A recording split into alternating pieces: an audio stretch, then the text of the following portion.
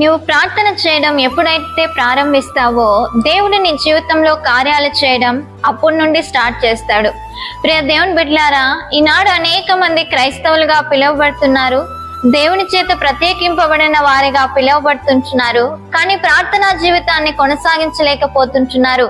ప్రార్థనా జీవితంలో పడిపోయిన వారుగా ఉంటున్నారు. కానీ మీరు ఏం ఆశిస్తుంటున్నారు అంటే, నా సమస్యలు తీరట్లేదు, నా యొక్క అనారోగ్యాలు బాగా కావట్లేదు, నా కుటుంబంలో సమస్యలు ఏ విధంగా ఉన్నాయో ఆ విధంగానే ఉన్నాయి అని అనుకుంటున్నారు. ఎందుకు నీ జీవితంలో ఆ విధంగా జరుగుతుంది అంటే, నువ్వు మొట్టమొదటిగా ప్రార్థన చేయటం లేదు. నువ్వు ప్రార్థన చేసి చూడు, దేవుడు తప్పకుండా నీ జీవితంలో ఆ సమస్యలన్నిటినీ తీసివేస్తాడు.